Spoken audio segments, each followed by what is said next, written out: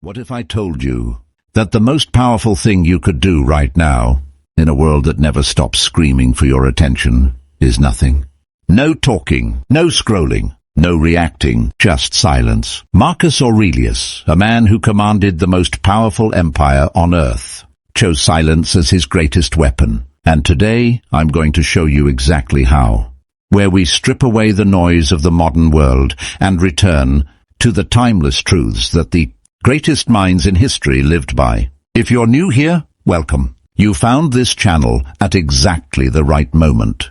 Today's topic is one that doesn't get nearly enough attention in our age of non-stop content, notifications and opinions. The power of silence, not the silence of weakness, not the silence of someone who has nothing to say, but the deliberate, disciplined, transformative silence that Marcus Aurelius, Roman emperor, Stoic philosopher, and one of the greatest leaders who ever lived, practiced every single day. We're going to uncover 9 Stoic lessons hidden inside his masterwork, Meditations, a private journal he never intended for us to read. And by the end of this video, you will never look at silence the same way again. Stay with me. Every lesson builds on the last. And number 7 changed my life when I truly understood it. Let's begin. Before we dive into the lessons, let's take 60 seconds to understand who we're actually talking about. Because when most people hear Roman emperor, they picture power, luxury, military conquest. And yes, Marcus Aurelius had all of that.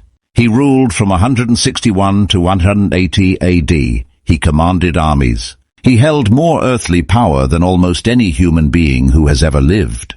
But here's what most people don't know. He hated it. Not the responsibility. He took that seriously, almost painfully so. But the noise of it, the politics, the flattery, the endless demands on his attention. So every morning, before the empire woke up, before the generals came with their reports, before the crowds cheered his name, Marcus Aurelius sat down in silence and wrote. Not for us, not for posterity, for himself. He was trying to become better, trying to hold himself accountable, trying to quiet the chaos of the world, by first quieting the chaos inside his own mind. The result was Meditations, arguably the most honest and human document ever written, by someone in a position of absolute power, and running through every page, like a thread of gold through dark cloth, is this one radical idea. Silence is not empty. Silence is where wisdom lives. Now, let's talk about the 9 lessons he left us. Lesson number 1, speak only when it improves upon silence. Lesson number 1, and it sets the foundation for everything else. Speak only when your words improve upon the silence. Marcus Aurelius wrote in Meditations, if it is not right, do not do it. If it is not true, do not say it. Simple, devastating. Think about your last conversation. How many words were spoken that didn't need to be? How many opinions were shared that changed nothing? How many arguments were had over things that a week later no one remembered? We live in a culture that has confused volume with value. We think that the loudest voice wins, that the person who speaks first is the smartest, that filling silence is a social obligation. Marcus Aurelius would look at this and quietly shake his head. Because here's what he understood that we've forgotten. Every word you speak costs you something. It costs you energy. It costs you credibility, because the more you speak, the more chances you have to say something shallow, untrue, or regrettable. And it costs you the one thing that silence gives you freely, perception. When you are silent, you see clearly. You observe what others miss. You hear what goes unsaid. You understand the room before the room understands itself. Here's a challenge for you, and I mean this genuinely. For the next 24 hours, before you speak in any conversation, ask yourself one question. Does this improve upon the silence? You'll be amazed how often the honest answer is no. And the even more amazing thing? People will start to see you differently. Not because you became more impressive, but because silence itself is impressive in a world where everyone is shouting. Lesson number 2, the discipline of not reacting. Lesson 2 is the one that might save your most important relationships. Marcus Aurelius wrote, you have power over your mind, not outside events. Realize this and you will find strength. But let me tell you what this actually means in practice. Because most people read this quote, nod, and then immediately react to the next thing that irritates them. Here's the truth. The gap between stimulus and response is where your entire character lives. Something happens. Someone insults you, betrays you, disappoints you. In that split second before you react, that is where you make the choice of who you are.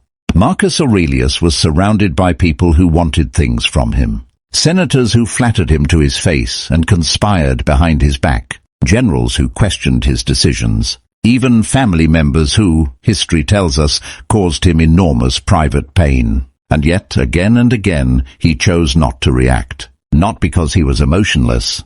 His journals are full of frustration, grief, and exhaustion. But because he understood something profound. Reacting gives your power to whatever provoked you. When you explode in anger, the person who angered you now controls your state. When you spiral in anxiety over bad news, the event now controls your mind. When you obsess over what someone said about you, their opinion now controls your peace. Silence, the deliberate pause, the held breath, the moment of stillness before the response, takes that control back. There's a practice Marcus used that's buried in meditations, and modern psychology has actually confirmed its effectiveness. He would mentally zoom out before reacting to anything. Imagine the situation from above, then from further above, city, country, planet, universe. Suddenly the insult that felt catastrophic doesn't. The Stoics called this the view from above. We call it perspective. But you can only access perspective in silence. And I want to ask you, be honest with yourself right now. What's the last thing you reacted to that you wish you hadn't? Drop it in the comments. I read every single one. Lesson 3, Silence as Self-Knowledge. Lesson 3 is perhaps the most uncomfortable one. Marcus wrote, never esteem anything as of advantage to you that will make you break your word or lose your self-respect. And elsewhere, look within. Within is the fountain of good, and it will ever bubble up if thou wilt ever dig. Here's the uncomfortable truth. Most of us are afraid of silence because we are afraid of ourselves. Think about it. Why do we reach for our phones the moment we're alone? Why do we need music in the car, podcasts while we walk, TV in the background while we cook? Because when everything goes quiet, we can hear ourselves. And for many of us, if we're being really honest, we don't like what we hear. The doubts, the regrets, the voice that says you're not doing enough. You're not becoming who you said you'd be, so we drown it out. We call this entertainment. We call it multitasking. We call it staying connected. Marcus Aurelius called it cowardice, not harshly. He was deeply compassionate, but he was direct. The person who cannot sit in silence with themselves does not know themselves, and the person who does not know themselves cannot grow, cannot lead, cannot be truly free. The Stoic practice of journaling, which Marcus did obsessively, is really a practice of forced silence with the self. You sit, you stop performing, you stop managing how you appear, and you ask the hardest questions. Who am I when no one is watching? What do I actually believe? Am I living in alignment with my values? The answers will surprise you. Sometimes they'll embarrass you. That's exactly the point. Silence is not meditation retreat luxury. It is ruthless self-examination. And the Stoics believed it was the beginning of all wisdom. Lesson 4. Protecting your inner citadel. This is one of the most famous concepts in Stoic philosophy, and it flows directly from the practice of silence. Marcus Aurelius described the mind as an inner citadel, a fortress that no external force could penetrate, unless you opened the gates. He wrote, "The soul becomes dyed with the color of its thoughts." Read that again. Your mind literally becomes what you fill it with. This is not metaphor, this is neuroscience. The thoughts you repeat become neural pathways. The emotions you rehearse become your default state. The voices you allow in, through media, through conversations, through the people you surround yourself with, shape who you are at a biological level. And here's where silence becomes a protective force, not just a personal practice. Every piece of content you consume is a voice entering your citadel. Every argument you engage with, every news cycle you follow, every outrage you participate in. Marcus spent decades, as the most powerful man in a world that never stopped demanding things from him. And he survived it, mentally and morally, because he was ruthlessly selective about what he allowed inside. Not ignorant, he faced reality unflinchingly, but he chose the silence of wisdom over the noise of opinion. And here's the question I want you to sit with. What voices have you let inside your citadel that don't deserve to be there? The friend who constantly drains you. The social media algorithm designed to make you anxious. The news that tells you the world is ending every single day. Silence doesn't just mean not speaking. It means guarding what you listen to. Lesson 5. Silence in the face of criticism. Let me tell you something that almost no one talks about in personal development content. The most powerful response to criticism is often no response at all. Marcus Aurelius, who ruled an empire, whose every decision affected millions of lives, was criticized constantly by senators, by military rivals, by historians of his own time, by his own troops during campaigns. And his response, captured in Meditations, was something that would feel almost alien today. I have often wondered how it is that every man loves himself more than all the rest of men, but yet sets less value on his own opinion of himself than on the opinion of others. He wasn't dismissing criticism. He was pointing at something deeper. Why do we hand our peace to people who haven't earned it? When someone criticizes you unfairly and you argue back, defend yourself, explain yourself, justify yourself, you are telling them, your opinion has power over me. When you stay silent, not from weakness, not from having nothing to say, but from the disciplined understanding that your character doesn't need to be defended to people who've already decided, you are saying something far more powerful. I know who I am. Your opinion changes nothing. Now, this is important, and I want to be balanced here. Marcus was not saying ignore all criticism. The Stoics believed deeply in growth, in being open to correction from those who knew more or saw more clearly. The difference is this: criticism from a wise source, silence to receive it fully, then grow. Criticism from ignorance or malice, silence as non-engagement, then move on. The silence is the same. The internal posture is completely different. And honestly, this lesson alone is worth watching this video 10 times over. Because in an age of comment sections and quote tweets and public call-outs, the person who can remain silent in the face of unjust criticism is incredibly rare and, because of that rarity, incredibly powerful. Lesson 6. The silence before action. We're at lesson 6 now, and I want to shift the energy slightly. Because so far we've talked about silence as restraint, as protection, as self-knowledge. But Marcus Aurelius also understood silence as preparation. He wrote, "First say to yourself what you would be, and then do accordingly. Before every significant action, before every campaign, every decree, every difficult conversation, there is a moment of silence that separates the impulsive from the exceptional." Think about the greatest performers in any field. The surgeon before the first incision, the athlete before the game-deciding play, the leader before the speech that will define their legacy.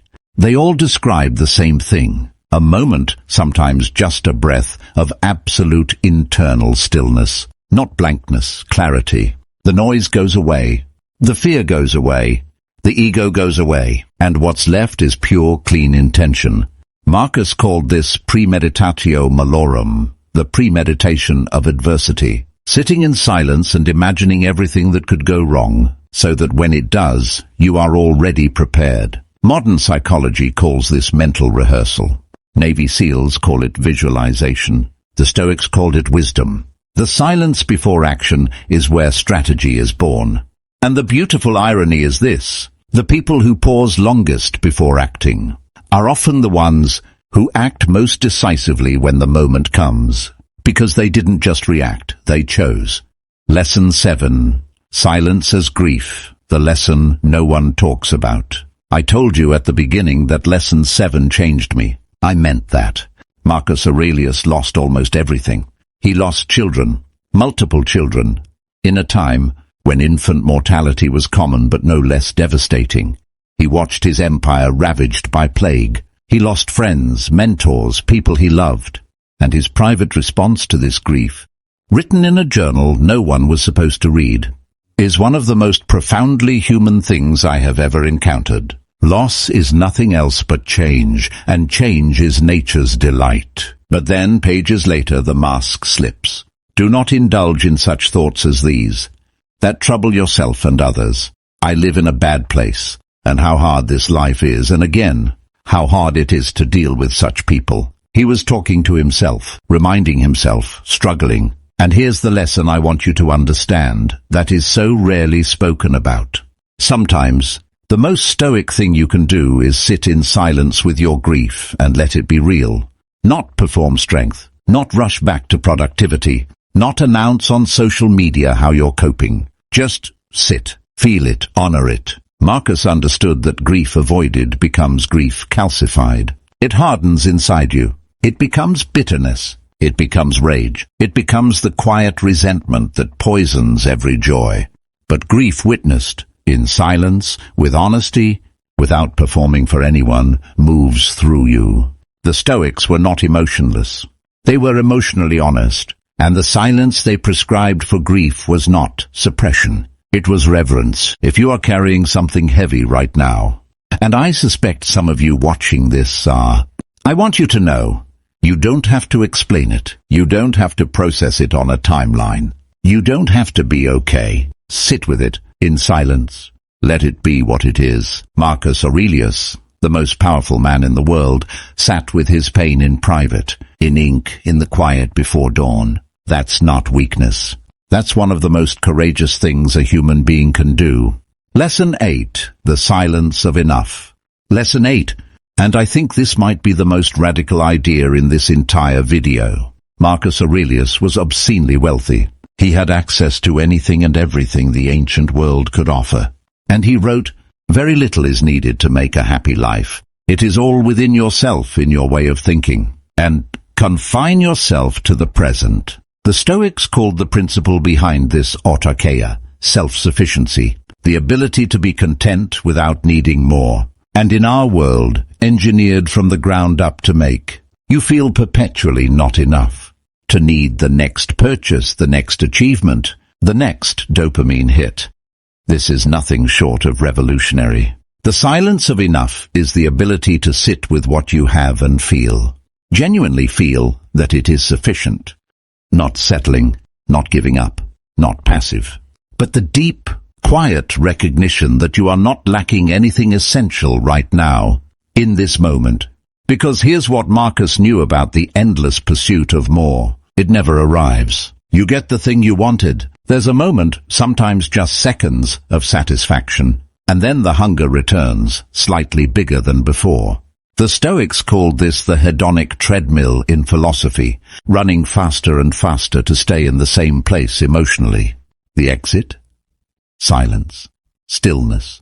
The radical act of stopping and saying, "This, right now, is enough." When was the last time you sat, truly sat, without consuming anything, without working toward anything, without planning or scrolling or optimizing, just existed? That is what Marcus Aurelius did every morning. And he ruled the most powerful empire in the world from a place of inner enough. Imagine what you could do from the same place. Lesson 9, the final silence, memento mori. And now we arrive at the final lesson. And it is the one that gives all the others their weight. Marcus Aurelius returned to one idea more than any other in his private journals. Death. Not morbidly, not with fear, with clarity. He wrote, "Think of yourself as dead. You have lived your life. Now take what's left and live it properly. And it is not death that a man should fear, but he should fear never beginning to live." The Stoic practice of memento mori, remember that you will die, was not a dark exercise. It was the ultimate act of liberation. Because when you truly accept that your time is finite, that this day will not come again, that the people you love will not always be here, that the petty grievances and the social media arguments and the things you've been putting off are all happening in a life that is already running out. Everything becomes clearer. Silence becomes easier because you stop wasting words. Non-reaction becomes easier because you stop wasting energy on things that don't matter. Grief becomes easier because you stop fighting the nature of things. Enough becomes enough because you stop chasing what you don't actually need. Memento mori is the final silence, and it's not frightening. It's the most clarifying thought a human mind can hold. Marcus Aurelius, who had everything power could give a person, stared at this silence regularly, and it made him kinder, more present, more grateful, more intentional, because he knew what we so often forget. You are not guaranteed tomorrow, so what will you do with today? We've covered 9 lessons today. Let me leave them with you one final time. Lesson 1. Speak only when your words improve upon silence. Lesson 2. The discipline of not reacting. The gap is where your character lives. Lesson 3. Silence as self-knowledge. The courage to hear yourself. Lesson 4. Protect your inner citadel. Guard what you let in. Lesson 5. Silence in the face of criticism. Your peace is not for sale. Lesson 6. The silence before action, where strategy and clarity are born. Lesson 7. Silence as grief. The courage to feel what's real. Lesson 8. The silence of enough. The most radical act of our time. Lesson 9. Memento mori. The final silence that makes every moment matter. Marcus Aurelius did not have a quiet life. He had an impossibly loud one, but he built a quiet inside that no amount of external noise could touch. And that is what he is offering you, right now. Through words written nearly 2,000 years ago, in the dark hours before an empire woke up. The invitation is simple. Be a little more silent today. Before you speak, pause. Before you react, breathe. Before you fill the silence, ask if it needs to be filled, and see what happens. If this video gave you something, a new perspective, a moment of recognition, a thought worth sitting with, share it with one person who needs it today. Not for the channel, for them. And if you're new here and you want more of this, real philosophy, real application, ancient wisdom for the modern world, subscribe and join this community. We go deep here. We take this seriously, and we do it together. I read every comment. Tell me, which of these 9 lessons hit you hardest? I'll see you in the next one.